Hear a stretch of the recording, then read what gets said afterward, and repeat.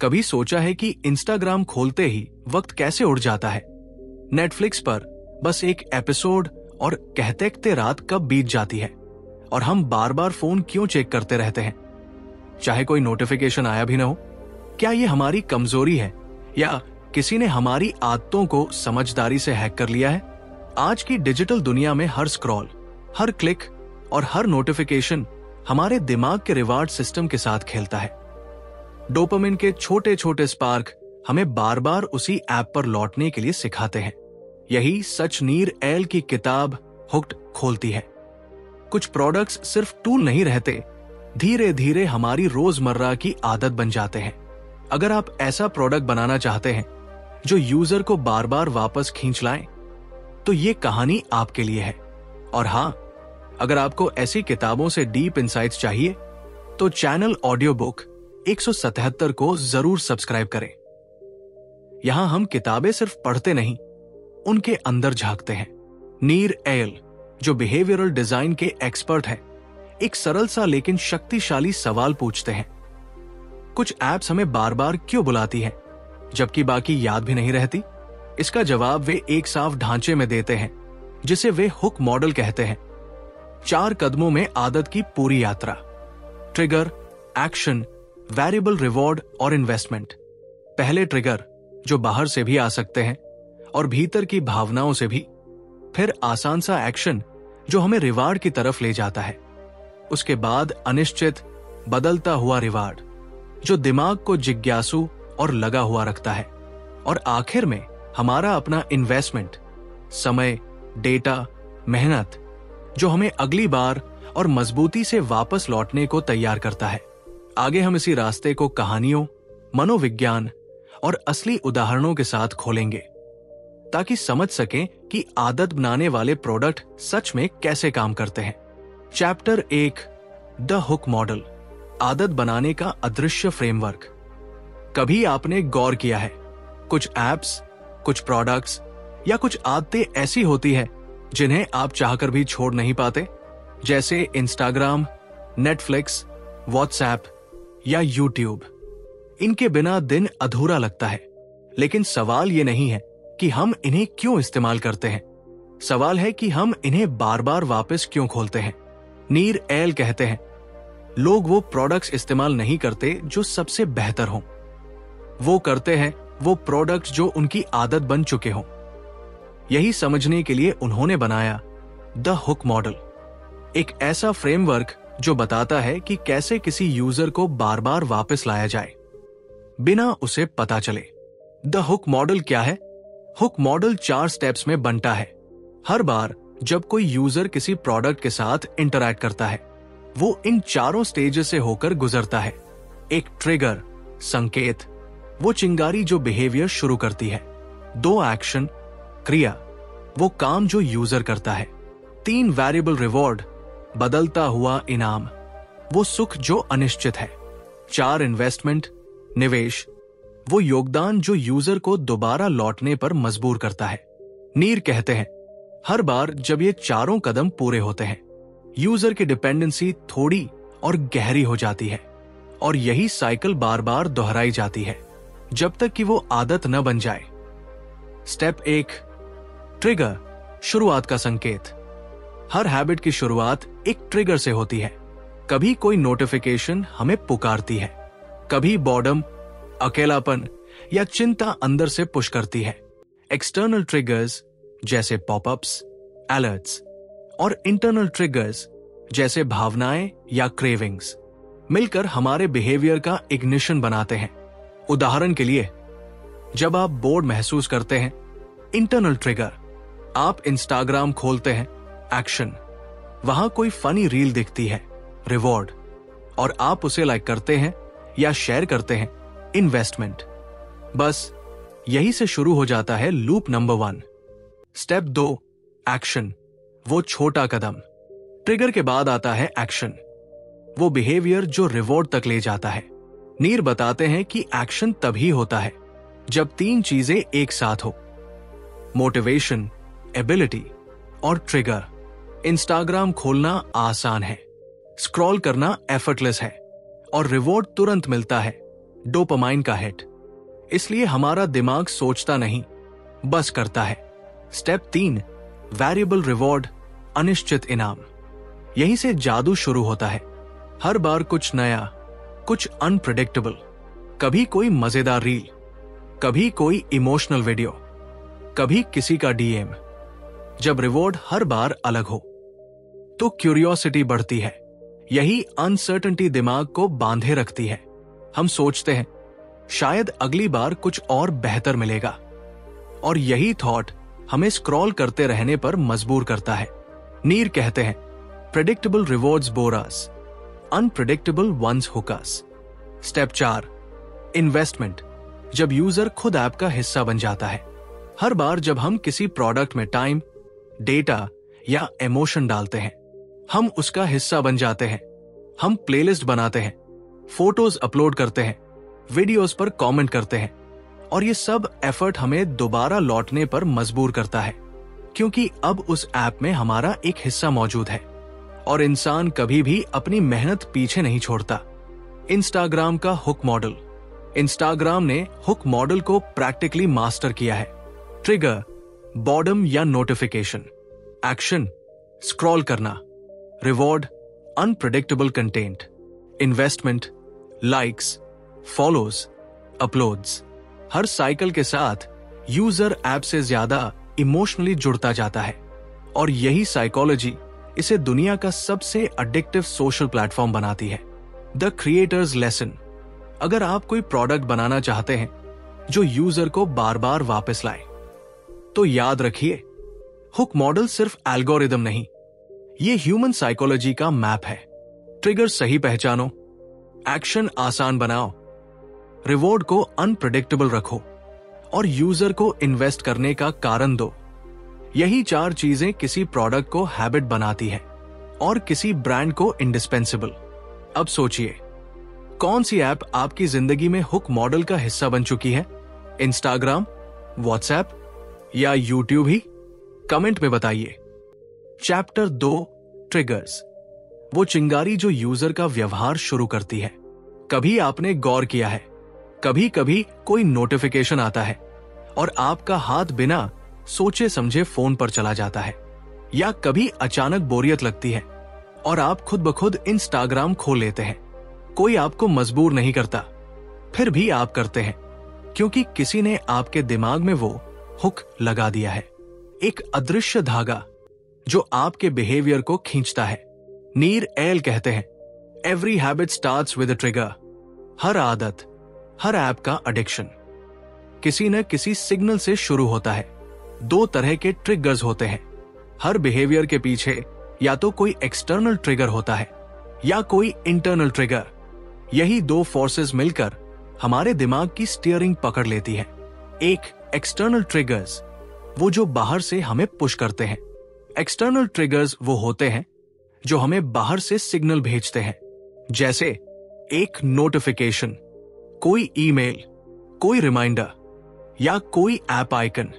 उदाहरण के लिए, जब इंस्टाग्राम आपको समवन लाइक योर पोस्ट दिखाता है, आप तुरंत ऐप खोलते हैं। ये ट्रिगर आपके दिमाग को क्यूरियोसिटी और रिवॉर्ड की उम्मीद में पुश करता है। कंपनीज इस बात को बखूबी जानती है। वो हर नोटिफिकेशन, हर वाइब्रेशन को इस तरह डिजाइन करती है कि वो आपके अंदर डोपामाइन का स्पार्क पैदा करे। सोचिए, आप कितनी बार सिर्फ उस रेड बबल को साफ करने के लिए ऐप खोलते हैं, भले ही उसमें कुछ खास नया न हो। वो छोटा लाल डॉट सिर्फ पिक्सल नहीं, वो आपके दिमाग के रिवॉर्ड सेंटर की कुंजी है। 2 इंटरनल ट्रिगर्स, वो जो अंदर से हमें खींचते हैं। एक्सटर्नल ट्रिगर्स तो बाहर से आते हैं, पर इंटरनल ट्रिगर्स हमारे भीतर से उठते हैं, हमारे इमोशन से। बोरियत, अकेलापन, तनाव, इनसिक्योरिटी, ये सब वो फीलिंग्स हैं जो हमें कुछ करने पर मजबूर करती है। हम रिलीफ चाहते हैं, एस्केप चाहते हैं, और वही एस्केप हमें किसी ऐप या प्रोडक्ट में मिल जाता है। नीर लिखते हैं, when a product connects with an internal trigger, it becomes part of the user's identity. मतलब, जब कोई ऐप हमारे अंदर की फीलिंग को एड्रेस करने लगती है, वो आदत बन जाती है। YouTube बॉर्डम मिटाता है, इंस्टाग्राम लोनलीनेस को रिप्लेस करता है, ट्विटर हमें रेलेवेंस का इल्यूजन देता है और नेटफ्लिक्स हमें आराम का एहसास कराता है। हर बार जब हम इन इमोशन से भागते हैं, हम उस प्लेटफॉर्म की ओर भागते हैं जिसने हमें कंफर्ट दिया था। यही साइकिल हैबिट बन जाती है। ट्रिगर का सीक्रेट साइकोलॉजी। ट्रिगर सिर्फ रिमाइंडर नहीं है, वो एक इनविजिबल डील है हमारे दिमाग के साथ। हर बार जब हम रिएक्शन करते हैं, दिमाग उस बिहेवियर को रिवॉर्ड से जोड़ देता है और बार बार रेपिटेशन के बाद एक्सटर्नल ट्रिगर की जरूरत ही नहीं रहती। अब हैबिट अपने आप चालू हो जाती है। अब कोई नोटिफिकेशन नहीं चाहिए, आप खुद बॉर्डम से लड़ने के लिए ऐप खोल लेते हैं। यही है एडिक्शन का सबसे सटल रूप। The creators lesson.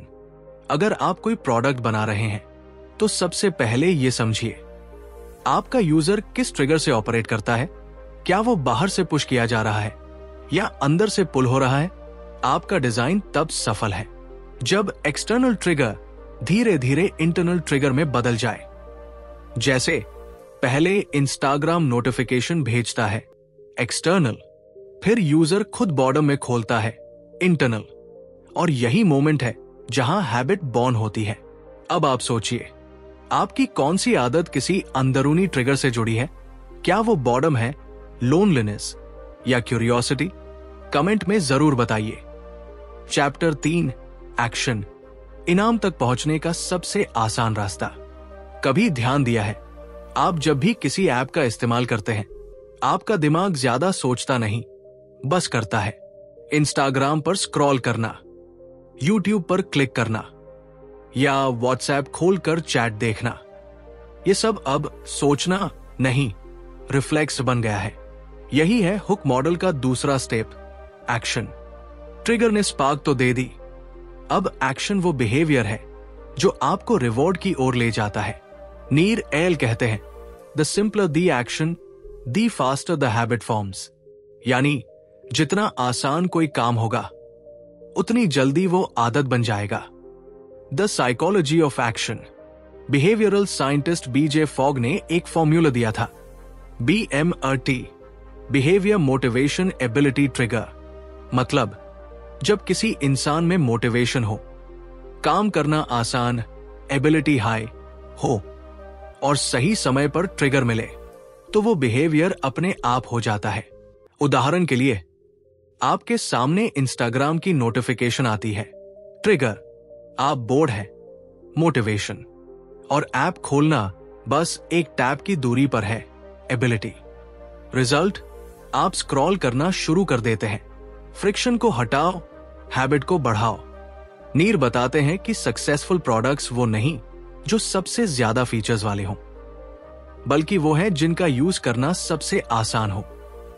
हर अतिरिक्त क्लिक, हर अननेसेसरी स्टेप यूजर के बिहेवियर में फ्रिक्शन डाल देता है और फ्रिक्शन आदत को रोक देता है।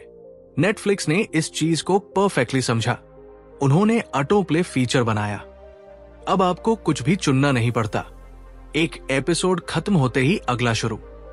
रिजल्ट, बस एक और एपिसोड वाला ट्रैप। जितना आसान एक्शन, उतना मजबूत लूप। The power of ease. दिमाग हमेशा कम एनर्जी वाले रास्ते को चुनता है। वो शॉर्टकट चाहता है, क्विक रिलीफ चाहता है। इसलिए जब कोई प्रोडक्ट एफर्टलेस महसूस होता है, वो नेचुरली अट्रैक्टिव बन जाता है।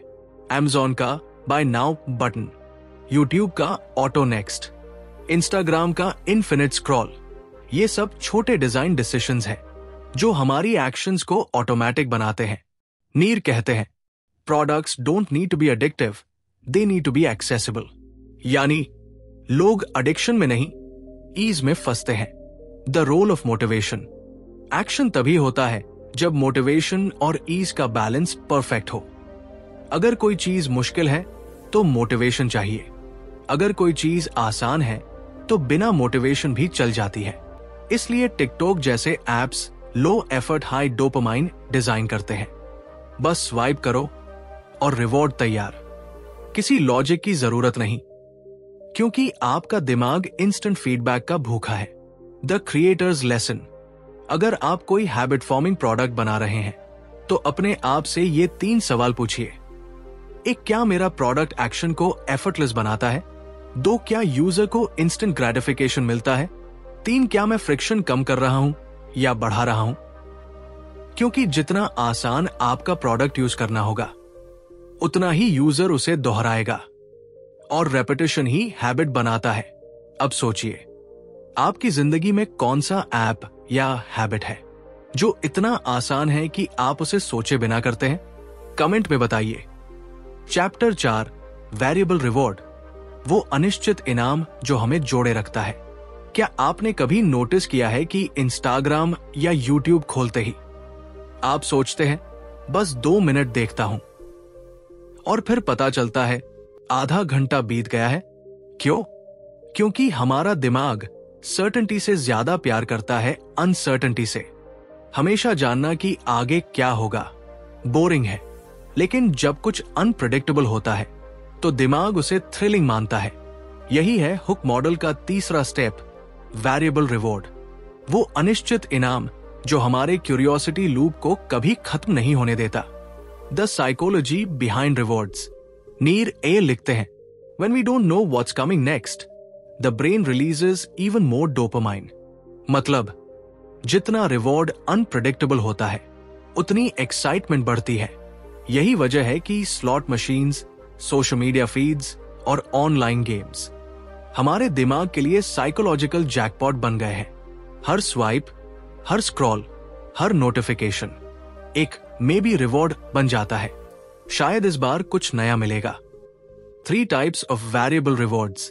नीर बताते हैं कि वेरिएबल रिवॉर्ड्स के 3 मुख्य प्रकार हैं, the tribe, the hunt and the self. एक, the reward of the tribe, social validation. हम सोशल बीइंग्स हैं और दूसरों से एक्सेप्टेंस पाना हमारे लिए एक गहरा इमोशनल रिवॉर्ड है। इंस्टाग्राम के लाइक्स, कमेंट्स, शेयर्स, फेसबुक के हार्ट्स, ट्विटर के रीट्वीट्स, ये सब डोपामाइन शॉट्स हैं डिस्गाइज्ड एज अप्रिशिएशन। हर बार जब हमें कोई नया लाइक या कमेंट मिलता है, हमारे दिमाग में एक छोटा सा यू मैटर संदेश बजता है और हम वही फीलिंग दोबारा पाने के लिए लौट आते हैं। सोचिए, आपने कितनी बार अपनी पोस्ट बार बार रिफ्रेश की है, ये देखने के लिए कि कितने लाइक्स हुए। वो क्यूरियोसिटी ही वेरिएबल रिवॉर्ड है। दो, the reward of the Hunt, searching for newness. ये रिवॉर्ड क्यूरियोसिटी और डिस्कवरी से जुड़ा है। यूट्यूब फीड, नेटफ्लिक्स रिकमेंडेशंस और न्यूज एप्स सब इसी कैटेगरी में आते हैं। हर बार जब आप स्क्रॉल करते हैं, आपका दिमाग किसी नेक्स्ट हिट ऑफ नॉवेल्टी की तलाश में रहता है। क्या नया मिलेगा? यही थॉट आपको रुके रहने पर मजबूर करता है। ये सिस्टम इवॉल्व्ड है हमारे हंटर गैदरर दिमाग से, जो अनप्रेडिक्टेबिलिटी से थ्रिल लेता है। 3, the reward of the self, personal achievement. ये रिवॉर्ड कॉम्पिटेंस और मास्टरी की क्रेविंग से जुड़ा है, जैसे गेम्स में लेवल अप करना, डुओलिंगो स्ट्रीक्स बनाना या फिटनेस एप्स में प्रोग्रेस देखना। जब कोई ऐप हमारी ग्रोथ को ट्रैक करता है, वो हमें इंटरनली रिवॉर्ड करता है। हम खुद को चैलेंज करते हैं और हर विन डोपामाइन देती है। नीर कहते हैं, people don't just seek pleasure, they seek progress. Why variable rewards hook us so deeply? क्योंकि रिवॉर्ड प्रेडिक्टेबल नहीं होता, कभी ज्यादा डोपामाइन, कभी थोड़ा कम। दिमाग इस अनिश्चितता से मैग्नेट की तरह खींचता है। ये वही प्रिंसिपल है जो कैसीनो में चलता है। हर बार जैकपॉट नहीं लगता, लेकिन नेक्स्ट टाइम का इल्यूजन हमें रुकने नहीं देता। अब सोचिए, इंस्टाग्राम फीड या टिकटॉक स्वाइप भी तो वही करता है। हर बार कुछ अलग, कुछ नया, कुछ जो आपकी क्यूरियोसिटी को स्क्रैच करे। The creators lesson. अगर आप कोई प्रोडक्ट डिजाइन कर रहे हैं, तो अपने आप से पूछिए, क्या मेरे यूजर को हर बार नया थ्रिल मिलता है? अगर नहीं, तो वो लौट कर क्यों आएगा? लेकिन साथ ही नीर चेतावनी भी देते हैं, design rewards that delight, not exploit. मतलब रिवॉर्ड ऐसा हो जो वैल्यू दे, ना कि बस अटेंशन खींचे। अब जरा सोचिए, आप किस तरह के रिवॉर्ड के एडिक्ट हैं? ट्राइब, लाइक्स, हंट, स्क्रॉल या सेल्फ प्रोग्रेस? कमेंट में लिखिए कौन सा रिवॉर्ड आपके दिमाग को बार बार खींचता है। चैप्टर 5, इन्वेस्टमेंट, जब यूजर खुद प्रोडक्ट का हिस्सा बन जाता है। कभी सोचा है क्यों आप अपनी बनाई हुई प्लेलिस्ट नहीं छोड़ पाते? या क्यों आप हर दिन अपनी इंस्टाग्राम प्रोफाइल को थोड़ा और बेहतर बनाते हैं? क्योंकि जब हम किसी चीज में अपना थोड़ा सा हिस्सा डाल देते हैं तो वो चीज सिर्फ एक ऐप नहीं रहती, वो हमारी पहचान बन जाती है। यही है हुक मॉडल का चौथा और आखिरी स्टेप, इन्वेस्टमेंट। नीर एयल कहते हैं, the more users invest time and effort into a product, the more they value it. मतलब जितना ज्यादा हम किसी प्रोडक्ट में योगदान देते हैं वो हमारे लिए उतना ही पर्सनल और मीनिंगफुल बनता जाता है। इन्वेस्टमेंट क्या है? इन्वेस्टमेंट वो मोमेंट है जब यूजर रिवॉर्ड पाने के बाद कुछ एफर्ट डालता है ताकि अगली बार एक्सपीरियंस और स्मूथ हो जाए। जैसे आप स्पॉटिफाई में प्लेलिस्ट बनाते हैं, नेटफ्लिक्स पर शोज को लाइक या कंटिन्यू वॉचिंग करते हैं, या अमेज़न पर रिव्यू लिखते हैं।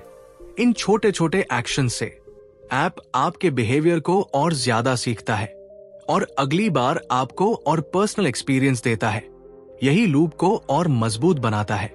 नीर कहते हैं, यूजर्स हु इन्वेस्ट रिटर्न। जो यूजर इन्वेस्ट करता है वो दोबारा लौटता है। इन्वेस्टमेंट के 3 रूप। नीर एयल इन्वेस्टमेंट को 3 सिंपल लेकिन पावरफुल रूपों में बांटते हैं, डेटा, एफर्ट और रेप्यूटेशन। एक डेटा, आपका डिजिटल फुटप्रिंट। हर बार जब आप किसी ऐप को पर्सनलाइज करते हैं, जैसे YouTube history, Netflix preferences, Spotify playlists, वो डेटा उस ऐप को आपके और करीब ले आता है। अब वो ऐप आपको समझता है, आपके मूड, टेस्ट और रूटीन को प्रेडिक्ट करता है, और यही प्रेडिक्शन आपको बार बार लौटने पर मजबूर करता है। सोचिए, अगर अचानक आपकी यूट्यूब हिस्ट्री डिलीट हो जाए तो आपको कैसा लगेगा? थोड़ा खालीपन सा, है ना? क्योंकि आप उस प्लेटफॉर्म में इन्वेस्ट कर चुके हैं। 2 एफर्ट, वो मेहनत जो हमें बांध देती है। जब हम किसी चीज में मेहनत करते हैं तो हम उसे छोड़ना नहीं चाहते। ये वही प्रिंसिपल है जिसे आइकिया इफेक्ट कहा जाता है। लोग अपनी बनाई हुई चीजों को ज्यादा वैल्यू देते हैं। एप्स ने इस साइकोलॉजी को ब्रिलियंटली इस्तेमाल किया है। इंस्टाग्राम पर फोटोज अपलोड करना, लिंक्डइन प्रोफाइल को परफेक्ट बनाना, या नोशन में अपना वर्क स्पेस बनाना, ये सब पर्सनल एफर्ट है जो हमें इमोशनली अटैच करते हैं। 3 रेप्यूटेशन, वो इमेज जो हमने वहां बनाई है। सोशल प्लेटफॉर्म्स पर हमारी आइडेंटिटी ही हमारा इन्वेस्टमेंट है। हम फॉलोअर्स कमाते हैं, ऑडियंस बनाते हैं, और वो डिजिटल रेप्यूटेशन हमें वहां बनाए रखती है। ट्विटर या अब एक्स, यूट्यूब, लिंक्डइन, इन सबका पावर यही है। यूजर सिर्फ कंटेंट नहीं डालता, वो खुद का ब्रांड बनाता है, और कोई भी इंसान अपनी बनाई हुई आइडेंटिटी छोड़ना नहीं चाहता। द लूप ऑफ रिटर्न, हर बार जब यूजर इन्वेस्ट करता है वो सिस्टम में वैल्यू जोड़ता है, और सिस्टम बदले में उसे पर्सनलाइजेशन और रेलेवेंस देता है। इससे रिवॉर्ड और भी सैटिस्फाइंग लगता है और ट्रिगर फिर से एक्टिवेट हो जाता है। यही सेल्फ सस्टेनिंग साइकिल है जिसे नीर हैबिट लूप कहते हैं। हर लूप के साथ यूजर का बॉन्ड गहरा होता जाता है। अब ऐप को रिमाइंड करने की जरूरत नहीं, अब यूजर खुद लौटता है। द क्रिएटर्स लेसन, अगर आप कोई क्रिएटर, एंटरप्रेन्योर या डिजाइनर है तो याद रखिए, हैबिट फॉर्मिंग प्रोडक्ट्स वो नहीं जो यूजर को जबरदस्ती रोके, बल्कि वो है जो यूजर को इन्वेस्ट करने का रीजन दे। क्योंकि जब कोई व्यक्ति अपने टाइम, इमोशंस और डेटा को किसी चीज में डाल देता है तो वो उसे छोड़ने से पहले 2 बार सोचता है। हुक मॉडल का सच यही है, ट्रिगर स्पार्क देता है, एक्शन मूव करता है, रिवॉर्ड बांधता है और इन्वेस्टमेंट लॉक करता है। अब बताइए, आपने किस चीज में इतना इन्वेस्ट कर दिया है कि अब उसे छोड़ना मुश्किल हो गया है? कमेंट में जरूर लिखिए। चैप्टर 6, एथिक्स, जब आदतें डिजाइन की जाती हैं तो जिम्मेदारी किसकी होती है? कभी सोचा है, वो एप्स जो हमें हर दिन खींचते हैं, वो जो हमारी अटेंशन को पकड़कर नहीं छोड़ते, क्या वो हमारी जिंदगी आसान बना रहे हैं या हमें धीरे धीरे अपने जाल में बांध रहे हैं? हम कहते हैं, मैं खुद खोलता हूं इंस्टाग्राम, पर सच ये है, किसी और ने हमारे दिमाग के ट्रिगर्स को बड़ी खूबसूरती से डिजाइन किया है। नीर एल यही सवाल उठाते हैं, When we build habit forming products, are we helping people or exploiting them? यानी जब हम आदतें बनाते हैं, क्या हम लोगों की भलाई कर रहे हैं या उनकी कमजोरियों का फायदा उठा रहे हैं? The double-aged sword of design. Hook model की ताकत दोहरी है। ये वैसी ही है जैसे आग। आप इससे खाना भी बना सकते हैं या किसी को जला भी सकते हैं। एक तरफ हैबिट फॉर्मिंग डिजाइन लोगों की जिंदगी बेहतर कर सकता है, जैसे डुओलिंगो लैंग्वेज सीखने की आदत डालता है, हेडस्पेस मेडिटेशन को डेली रूटीन बनाता है, या नोशन लोगों को डिसिप्लिन रखता है। लेकिन दूसरी तरफ social media platforms attention capture करने के लिए उसी फ्रेमवर्क का इस्तेमाल करते हैं। हर स्क्रॉल, हर नोटिफिकेशन डोपामाइन का एक इंजेक्शन बन जाता है और धीरे धीरे हम यूजर्स से यूज्ड बन जाते हैं। The ethical line. Nir Eyal एक सिंपल लेकिन पावरफुल टेस्ट देते हैं। Does your product improve the users life if they use it as intended? अगर जवाब हाँ है तो आप एक मीनिंगफुल हैबिट बना रहे हैं, लेकिन अगर जवाब ना है तो आप एडिक्शन बेच रहे हैं। एथिकल डिजाइन का मतलब है ऐसे प्रोडक्ट्स बनाना जो लोगों के लॉन्ग टर्म गोल्स को सपोर्ट करें, ना कि उनकी अटेंशन को ड्रेन करें। The morality of motivation. Her creator के सामने एक मोरल चॉइस होती है। क्या मैं ऐसा प्रोडक्ट बनाऊं जो लोगों को ग्रो करने में मदद करे, या ऐसा जो सिर्फ उनके क्लिक्स गिने? नीर कहते हैं, manipulation becomes persuasion when it aligns with the user's best interest. मतलब अगर आपका डिजाइन यूजर की ग्रोथ, पीस या डिसिप्लिन बढ़ा रहा है तो वो परसुएजन है, लेकिन अगर वो उसे कंट्रोल कर रहा है तो वो मैनिपुलेशन है। Examples from the real world. Positive side.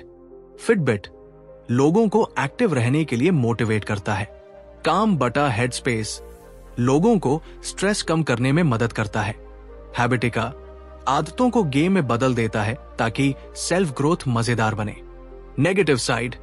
Endless social media feeds जो यूजर को इंटेंशनली स्टक रखने के लिए बने हैं। इन्फिनिट स्क्रॉल जो एंड नहीं दिखाता ताकि रिवॉर्ड लूप कभी बंद ना हो। टाइपिंग इंडिकेटर्स जो क्यूरियोसिटी और एंजाइटी दोनों को बढ़ाते हैं। सवाल यह नहीं है कि टेक्नोलॉजी बुरी है, सवाल यह है कि उसका यूज कैसा है। The creators responsibility. नीर एल कहते हैं कि हर क्रिएटर को द रिस्पॉन्सिबिलिटी इक्वेशन समझनी चाहिए। Power plus knowledge obligation. अगर आपके पास लोगों की साइकोलॉजी और बिहेवियर को इन्फ्लुएंस करने की ताकत है तो आपके पास एथिकल यूज की जिम्मेदारी भी है। क्रिएटर्स को यह तय करना चाहिए कि वो लोगों के पेन को हील कर रहे हैं या उसका फायदा उठा रहे हैं, क्योंकि हर हुक एक आदत बनाता है और हर आदत एक जिंदगी। अब आप सोचिए, क्या आपके पसंदीदा एप्स आपकी हेल्प करते हैं या आपकी हैबिट को कंट्रोल करते हैं? कमेंट में बताइए। तो चैनल ऑडियो बुक 177 को जरूर सब्सक्राइब करें, क्योंकि यहां हम किताब नहीं सुनाते, हम इंसानी बिहेवियर को डीकोड करते हैं। अब तक आपने जाना कि कैसे हुक मॉडल आदतें बनाता है और कैसे वही डिजाइन एथिकल या मैनिपुलेटिव बन सकता है। लेकिन अब नीर एल एक आखिरी सवाल पूछते हैं, अगर आपको भी हैबिट फॉर्मिंग प्रोडक्ट्स बनाने हैं तो कहां से शुरू करें?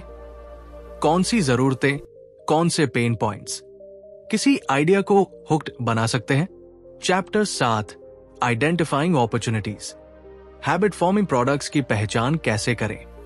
कभी आपने सोचा है हर ऐप, हर प्रोडक्ट में वो मैजिक क्यों नहीं होता जो इंस्टाग्राम, यूट्यूब या डुओलिंगो में है? कुछ चीजें हमारी रोजमर्रा की जिंदगी में घुल जाती है और कुछ लॉन्च होते ही भूल जाते हैं। क्यों? क्योंकि हर सफल प्रोडक्ट के पीछे एक इमोशनली पावरफुल पेन पॉइंट होता है, एक ऐसी जरूरत जो बार बार लौटती है, जिसे लोग शायद खुद भी पूरी तरह नहीं समझते। नीर एल कहते हैं, the best habit forming products relieve a pain that people feel often and care deeply about. यानी वो प्रोडक्ट्स जो लोगों के अंदरूनी दर्द को पहचानते हैं, वही उनकी आदत बन जाते हैं। पहला कदम, observe, don't assume. Successful creators guess नहीं करते, वो ऑब्जर्व करते हैं। लोग कब कब बोर होते हैं, कब एंग्शियस, लोनली या डिस्ट्रैक्टेड महसूस करते हैं। हर बार जब कोई भावना उठती है, वहां एक ट्रिगर अपॉर्चुनिटी मौजूद होती है। एग्जाम्पल, इंस्टाग्राम ने बॉर्डम को देखा, काम ऐप ने एंजाइटी को देखा, नोशन ने कियोस को देखा। हर एक ने उस इमोशन को यूजफुल एक्शन से जोड़ दिया और वही हैबिट बन गई। दूसरा कदम, फ्रीक्वेंसी प्लस फ्रस्ट्रेशन। नीर 2 सिंपल सवाल पूछने को कहते हैं। एक, क्या यूजर ये काम अक्सर करता है? 2, क्या यूजर हर बार फ्रस्ट्रेशन या पेन महसूस करता है? अगर दोनों का जवाब हाँ है, तो वहां हैबिट फॉर्मिंग अपॉर्चुनिटी छिपी है। जैसे हम हर दिन बार बार अपने स्केड्यूल, मैसेजेस या फिटनेस को मैनेज करते हैं। इन्हीं रेपिटेटिव पेन्स को सॉल्व करने वाले एप्स टिकते हैं। डुओलिंगो, टोडोइस्ट, स्पॉटिफाई, सभी ने डेली फ्रीक्वेंसी और इमोशनल फ्रस्ट्रेशन दोनों को कैप्चर किया। तीसरा कदम, इंटरनल ट्रिगर मैपिंग। हर बिहेवियर की जड़ में एक इमोशन होती है। क्रिएटर्स को यूजर इमोशंस का मैप बनाना चाहिए। कौन सा मूड, कौन सा मोमेंट, कौन सी क्रेविंग उनके प्रोडक्ट से जुड़ सकती है। उदाहरण के लिए, loneliness WhatsApp, boredom Instagram, curiosity YouTube, stress काम। अगर आपका प्रोडक्ट किसी इमोशन से जुड़ता है, तो आपका यूजर कभी दूर नहीं जाएगा। चौथा कदम, make it tiny, make it easy. हर सक्सेसफुल हैबिट एक छोटे स्टेप से शुरू होती है। नीर कहते हैं, to form habit, reduce the effort until the behaviour happens almost automatically. अगर आपके प्रोडक्ट का फर्स्ट एक्शन बहुत आसान है, तो हैबिट बनना तय है। ट्विटर ने कहा, बस एक सेंटेंस लिखो। इंस्टाग्राम ने कहा, बस एक फोटो शेयर करो। टिकटॉक ने कहा, बस स्वाइप करो। और यही सिंप्लिसिटी हैबिट बन गई। पांचवा कदम, गिव वेरिएबल वैल्यू। रिवॉर्ड हमेशा अलग महसूस होना चाहिए। हर बार यूजर को कुछ नया या थोड़ा बेटर आउटकम मिलना चाहिए। ये नॉवेल्टी ही डोपामाइन सिस्टम को एक्टिव रखती है। Amazon रिव्यूज, YouTube रिकमेंडेशंस और Instagram एक्सप्लोर पेज सब इसी प्रिंसिपल पर बने हैं। The creators mantra. Nir Eyal एक सिंपल फॉर्मूला देते हैं, pain frequency accessibility hook potential. जितना बड़ा पेन, जितनी ज्यादा बार वो होता है और जितना आसान आपका सॉल्यूशन है, उतनी तेजी से आपका प्रोडक्ट आदत बनेगा। The bigger picture. नीर किताब के अंत में कहते हैं, हैबिट फॉर्मिंग डिजाइन कोई इविल ट्रिक नहीं है, ये एक रिस्पॉन्सिबिलिटी है। अगर आप लोगों की जिंदगी में जेन्युइनली सुधार लाना चाहते हैं, तो उनकी डीपेस्ट इमोशनल नीड्स को समझिए और उन्हें पॉजिटिव डायरेक्शन में गाइड कीजिए। क्योंकि हर ट्रिगर, हर एक्शन, हर रिवॉर्ड, हर इन्वेस्टमेंट किसी की जिंदगी बदल सकता है या उसे जकड़ भी सकता है। अब सोचिए, अगर आपको कोई नया ऐप या प्रोडक्ट बनाना हो, तो आप किस इमोशन को टारगेट करेंगे? कमेंट में बताइए, कौन सी हैबिट आप लोगों की मदद से बनवाना चाहेंगे। आज आपने जाना कि नीर एल का हुक मॉडल सिर्फ मार्केटिंग स्ट्रैटेजी नहीं, एक ह्यूमन साइकोलॉजी मैप है। हम सब हर दिन इन लूप्स के अंदर जी रहे हैं। Trigger, action, reward, investment. अब ये आपके हाथ में है। आप इन लूप्स को अपने कंट्रोल में रखते हैं या ये लूप्स आपको कंट्रोल करते हैं। अगर इस सिनेमैटिक समरी से आपको कुछ सीखने को मिला, तो कमेंट में बताइए कि कौन सा कॉन्सेप्ट आपके दिल को छू गया, ट्रिगर, रिवॉर्ड या इन्वेस्टमेंट। और अगर आप चाहते हैं कि हर हफ्ते ऐसी ही गहरी किताबों को सिनेमैटिक स्टोरी टेलिंग स्टाइल में सुन सकें, तो ऑडियो बुक 177 को सब्सक्राइब करना मत भूलिए। यहां हम किताब नहीं पढ़ते, हम हर किताब की आत्मा सुनते हैं। हमारी जिंदगी अब ट्रिगर से भरी हुई है। हर बीप, हर नोटिफिकेशन, हर रेड डीओटी हमारे दिमाग के अंदर एक छोटा सा लीवर खींच देता है। हम सोचते हैं कि हम कंट्रोल में हैं, लेकिन सच्चाई यह है कि हमारी आदतें अब डिजाइन की जाती है। नीर एल ने हुक्ड के जरिए हमें यह दिखाया कि हर ऐप, हर ब्रांड, हर प्लेटफॉर्म हमारे बिहेवियर को समझकर उसे दोहराने लायक बनाता है, लेकिन ये किताब सिर्फ मैनिपुलेशन के खिलाफ चेतावनी नहीं है, ये क्रिएटर्स के लिए एक दिशा भी है। वो कहते हैं, build products that help people live better, not just stay longer.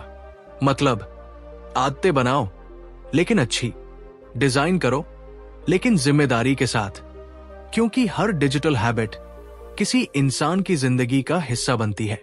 अगर हम इस फ्रेमवर्क को समझ जाए तो हम सिर्फ प्रोडक्ट नहीं, पर्पसफुल एक्सपीरियंसेस बना सकते हैं। ऐसे एक्सपीरियंसेस जो किसी को एडिक्टेड नहीं बल्कि इंस्पायर्ड करें। हमारी जिंदगी अब ट्रिगर से भरी हुई है। हर बीप, हर नोटिफिकेशन, हर रेड डीओटी हमारे दिमाग के अंदर एक छोटा सा लीवर खींच देता है। हम सोचते हैं कि हम कंट्रोल में हैं, लेकिन सच्चाई यह है कि हमारी आदतें अब डिजाइन की जाती है। नीर एल ने हुक्ड के जरिए हमें यह दिखाया कि हर ऐप, हर ब्रांड, हर प्लेटफॉर्म हमारे बिहेवियर को समझकर उसे दोहराने लायक बनाता है। लेकिन यह किताब सिर्फ मैनिपुलेशन के खिलाफ चेतावनी नहीं है, ये क्रिएटर्स के लिए एक दिशा भी है।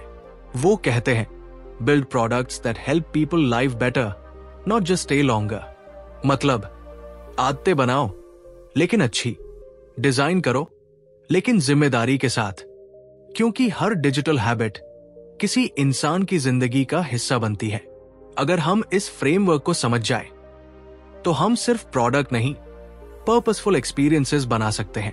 ऐसे एक्सपीरियंसेस जो किसी को एडिक्टेड नहीं बल्कि इंस्पायर्ड करें।